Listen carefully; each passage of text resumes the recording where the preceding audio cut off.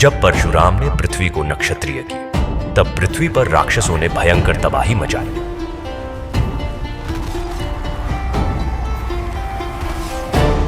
तब महर्षि विश्वामित्र ने आबू पर्वत पर एक बहुत ही बड़े यज्ञ का आरंभ किया। इस यज्ञ में दी गई आहुतियों में से अनेक पुरुष उत्पन्न हुए।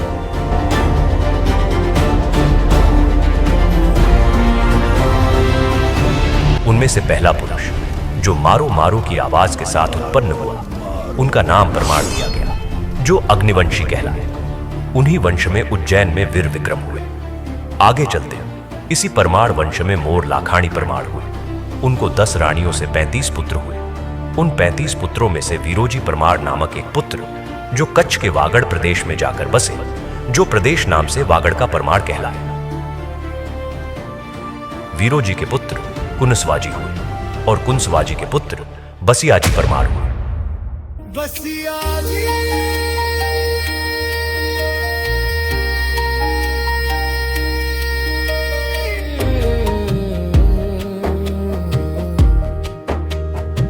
गूंजी रे आकाश में मारो मारो री आवाज, परमार कुल में जन्म लियो करने जन जन का काज। अग्नि कुंड की राख सूं जो ले अवतार खड़ो, बसिया जी सो जोधा देखो, रण मैदान अड़ो रणधीरा बसिया जी, रणधीरा बसिया जी, रणधीरा बसिया जी, रणधीरा।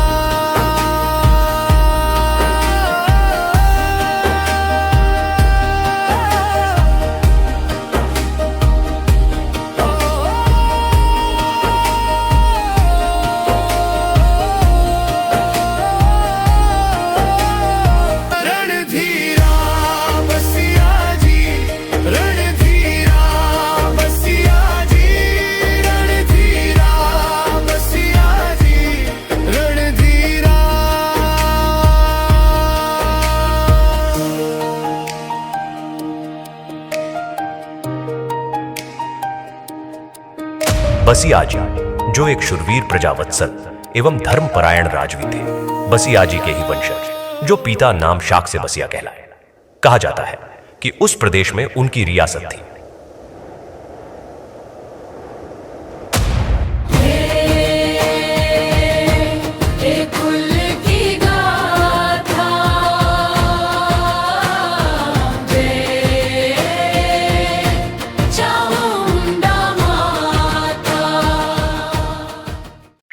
समय बीतता चला, पीढ़ियां बदल गई। आज से 600 साल पूर्व, यानी विक्रम संवत 1474 आसपास की यह बात है। गुजरात कच्छ के वागड़ प्रदेश में कानमेर नामक गांव है, जहां पर यह बसियाजी के वंशजों ने निवास किया था।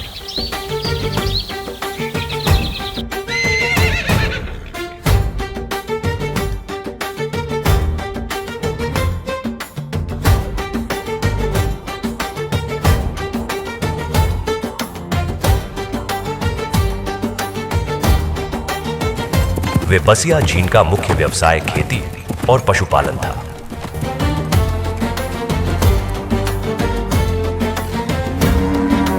वह गाय भैंस के साथ साथ उच्च नस्ल के घोड़े भी रखते थे।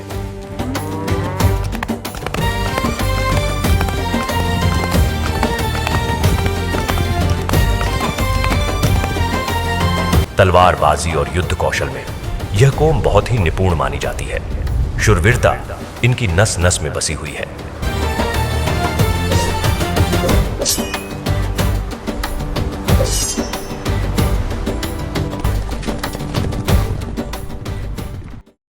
कानमेर गांव में बसिया के कुलदेवी मान चामुंडा देवी का भी एक मढ़ मंदिर था। वहां पर कुलदेवी ने सहायता की थी। तब से कुलदेवी को कानमेरी चामुंडा कहा जाता है, जहां पर चामुंडा माता जी सवन की लकड़ी से बनी मूर्ति में अन्य देवियों के साथ विराजमान थे।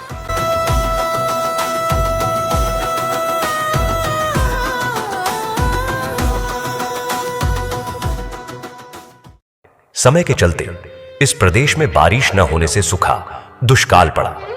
वे बसिया समुदाय ने अपने पशु और खुद का जीवन निर्वहन करने के लिए एवं अपनी इस रियासत का ख्याल करते हुए दूसरे प्रदेश में जाने का निश्चय किया। गांव के सभी लोगों ने मिलकर यह तय किया कि हमारी कुलदेवी की अनुमति लेकर हम यहां से दूसरे प्रदेश के लिए निकलते हैं, जहां पर हम अपना निर्वहन कर सकें।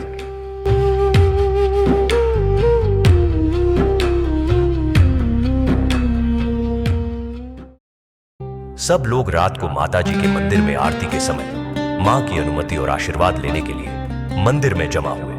नमन करूं मैं जोगणी ब्रह्माणी शक्ति अखंड,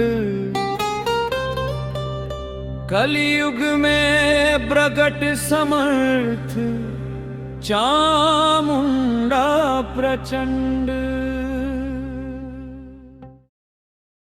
और मां से प्रार्थना की कि हे मां, यह पानी कम होने के कारण अब हम यहां हमारा निर्वहन नहीं कर पाएंगे, हमें मजबूरन यहां से जाना पड़ेगा और आप भी हमारे साथ इस लकड़ी की मूर्ति के स्वरूप में चलिए। मां चामुंडा ने उसकी विनती सुनी और अगली सुबह ही सब लोग जाने की तैयारी करने लगे।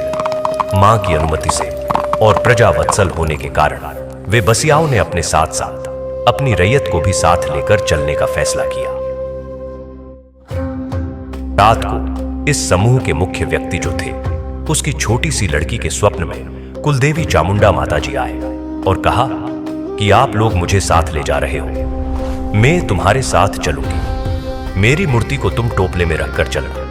याद रखना कि जहां आप रात रुको और मेरा पूजन अर्चन करो, और सुबह जब वह टोपला जमीन से ऊपर ना उठे तो वहां ही आप लोग निवास करना, वहां पर ही मेरी मूर्ति की स्थापना करना।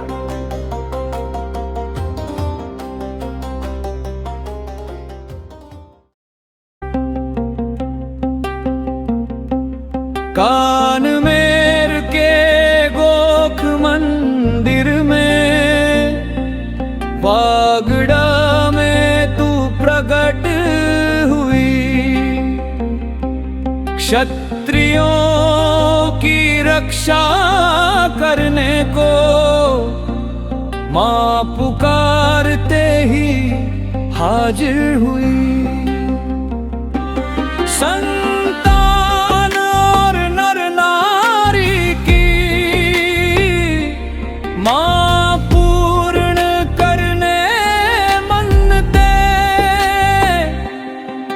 तब कान मेर से निकल पड़ी मां चामुंडा परमेश्वरी, मां आदि अम्बा ईश्वरी, आदि अम्बा ईश्वरी। रूठा था जब वरुण दे मां कछवागढ़ की भूमि से, कांप रहे थे बालक सब जब भक्तों ने अर्जी करी। हुक्म हुआ तब आपका तू टोकरी सूंढ ले निकल पड़ी, तब वागड़ से मां निकल पड़ी, मां चामुंडा परमेश्वरी, मां आदि अम्बा ईश्वरी।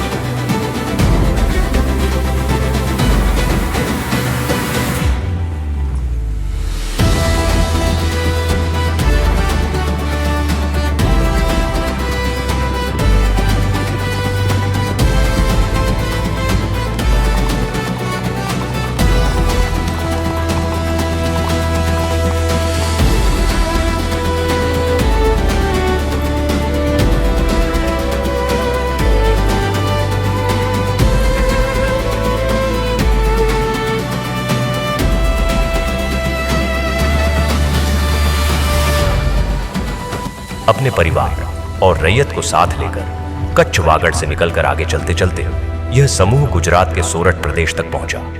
रात हो चुकी थी, मूसलाधार बारिश हो रही थी। भद्रावती नदी के तट पर पहुंचे। सामने वाले किनारे तक पहुंचने के लिए सब लोग नदी में चल दिए।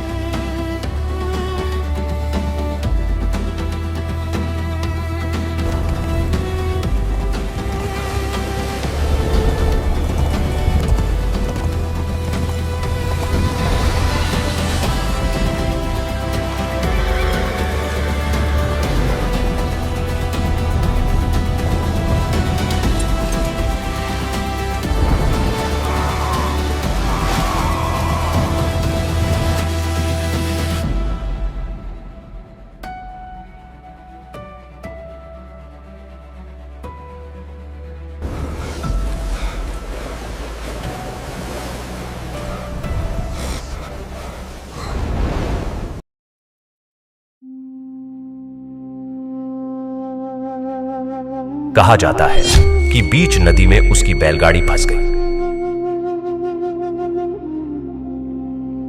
तब बैलगाड़ी में रखी हुई माताजी की मूर्तियों में एक मूर्ति उसके कुलदेवता श्री क्षेत्रपाल देव नाग देवता की थी। उस देवता ने नंदी का रूप लेकर बैलगाड़ी किनारे तक पहुंचा दिया।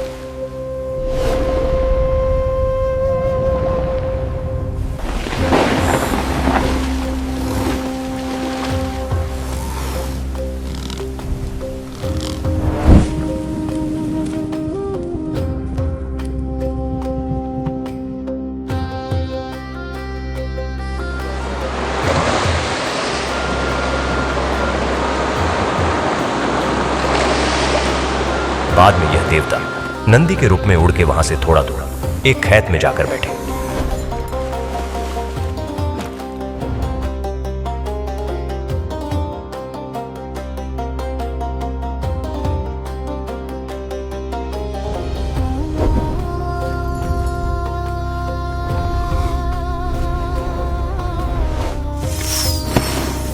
जहां आज सांथली नामक गांव में कुलदेवता खेतला दादा का मंदिर है।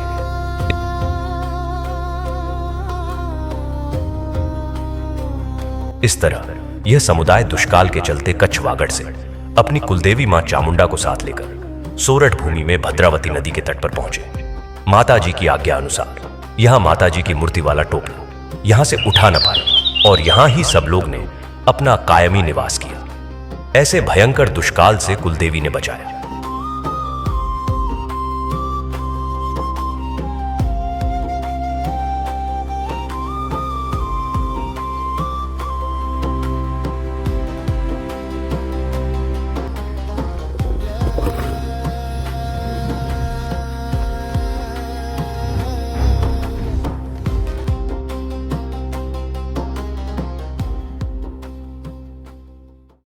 सोरठ प्रदेश में बसिया की कीर्तिगाथा गूंजने लगी। समय के चलते इस काठी बसिया में ढूंसा बापू बसिया नाम के परम प्रतापी पुरुष हुए, जिनके नाम से गांव का नाम धुड़सिया पड़ा।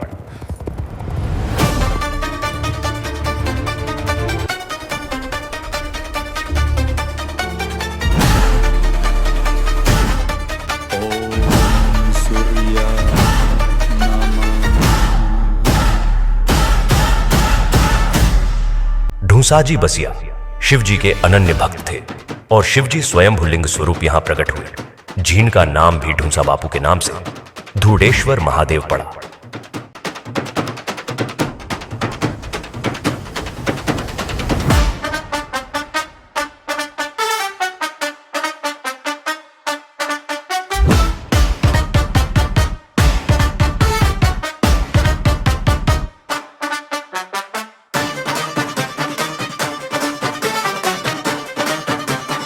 काठी बसिया की शूरवीरता की प्रसिद्धि जगत में जाने जाने लगी। उनकी बुद्धिमत्ता और युद्ध कौशल का कोई जोड़ नहीं। अपनी शूरवीरता और बाहुबल से बसियाओं ने इस प्रदेश के 84 गांव हासिल किए। तब काठी बसिया ने सोरठ प्रदेश के खोखरी में अपनी राजधानी स्थापित की। तब से उस क्षेत्र के 84 गांव प्राप्त कर इतिहास में बसिया काठी राजवी गिरासदार के नाम से जग प्रसिद्ध हुए और समय के चलते अपनी मेहनत, बाहुबल और बुद्धिमत्ता से इस सोरठ प्रदेश में अपनी शूरवीरता का प्रमाण दिया। ऐसा कहा जाता है कि जग सम्राट सिकंदर की मृत्यु भी इन काठी बसियाओं के परम पराक्रमी शूरवीर लुणवीर जी बसिया या मोकाजी बसिया के भाले से ही हुई थी। ऐसा पराक्रमी इतिहास रहा है काठी बसियाओं का। समय बीतता चला, बारिश का मौसम था। मूसलाधार बारिश हो रही थी। भद्रावती नदी का जल स्तर बढ़ने लगा। देखते ही देखते भादर नदी ने भयंकर रूप ले लिया। ऐसा लगने लगा कि बाढ़ से सब कुछ तहस नहस होने वाला है।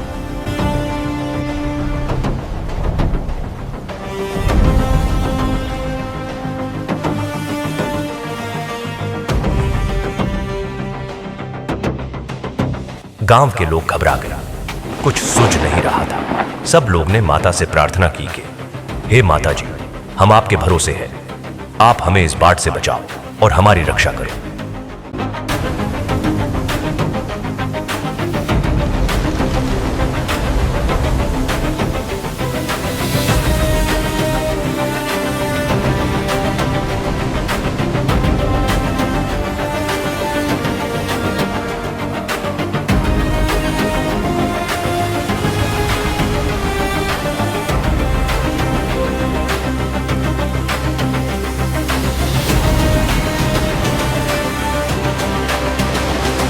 भद्रावती नदी को श्रीफल चुन्नरी मोड़िया की आहुति भी दी गई।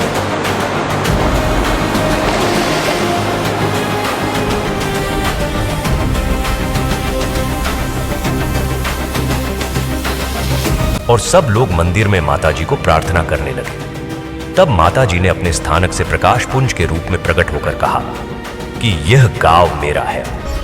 गांव के एक छोटे जीव को भी मैं कुछ होने नहीं दूंगी।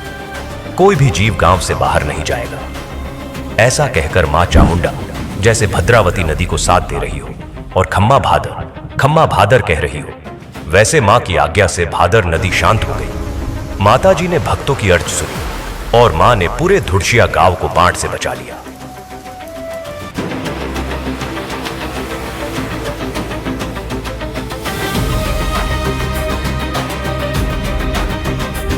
धुड़शिया गांव भादर नदी के तट पर बसा हुआ था।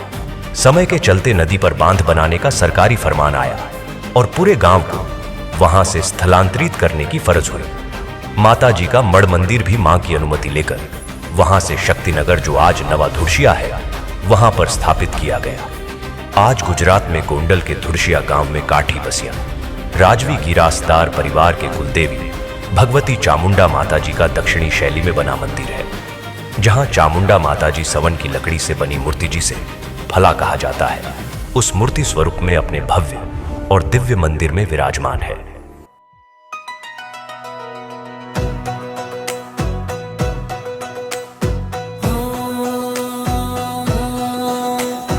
ओम नमो चामुंडाए, जय जय दुर्गे मां। भक्तों के दुख हरणी, जय जय अम्बे मां।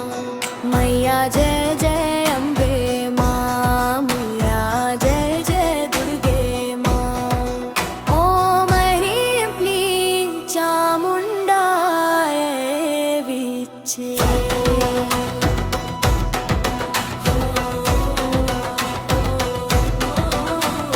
चंड मुंड को मारने वाली तू ही चामुंडा है। पापियों का संहार करने वाली तू ही प्रचंडा है। सिंहवाहिनी शक्ति रूपिणी, तेरी महिमा न्यारी। चरणों में जो शीश झुकाए जाए वो बलिहारी। ओम नमो चामुंडाय।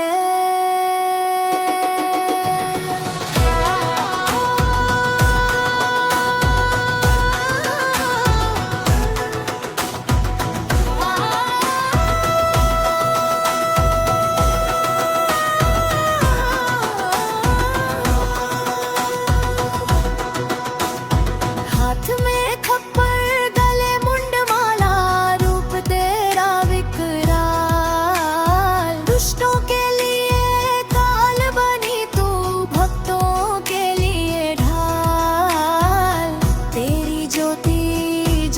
जागे सारा जग उजियारा। भक्ति भाव से जो भी पुकारे मिले उसे सहारा। ओम नमो चामुंडाय। ओम नमो चामुंडाय। चामुंडा नमो चामुंडाय। चामुंडा नमो चामुंडाय। चामुंडा नमो चामुंडाय। तू ही काली, तू ही दुर्गा, तू ही है महामाया। अगम गोचर रूप तुम्हारा कोई समझ ना पाया। जय चामुंडा जय जगदम्बा, विनती सुनो हमारी। भवसागर से पार लगाओ हे मैया महतारी। ओम नमो चामुंडाय।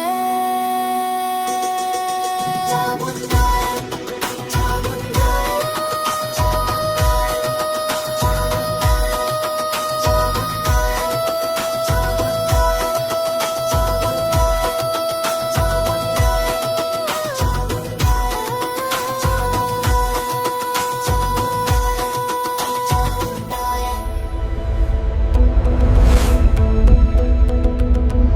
ओम नमो चामुंडा।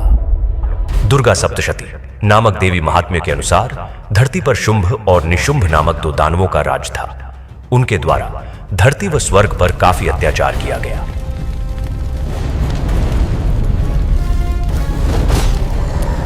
जिसके फलस्वरूप देवताओं व मनुष्यों ने हिमालय में जाकर देवी भगवती की आराधना की। तब भगवती पार्वती ने अपने शरीर से एक कन्या प्रकट की जिसका नाम कौशिकी पड़ा।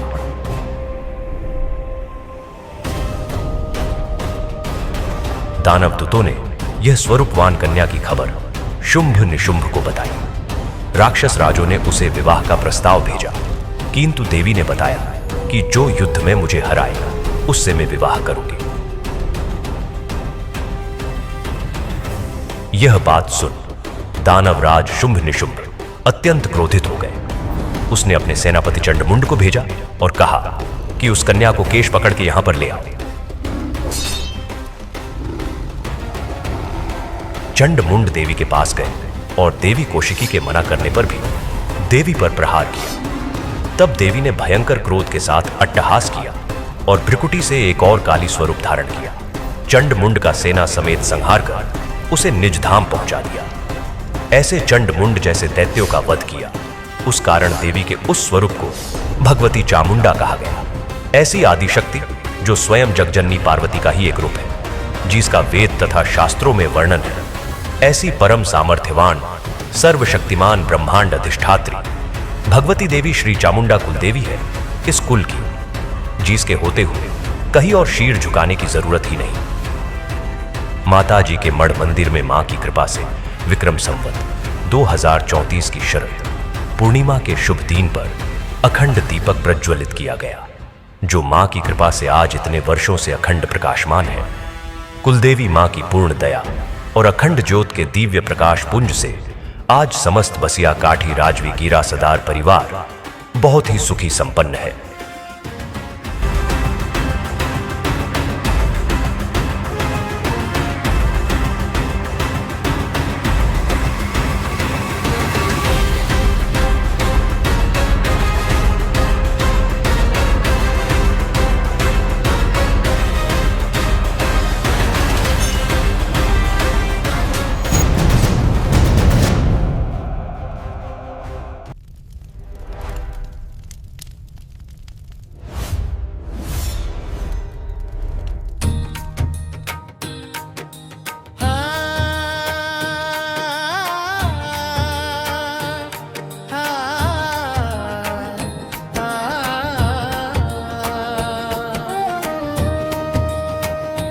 चामुंडा देवी भेरे आवी रे धुसभूपने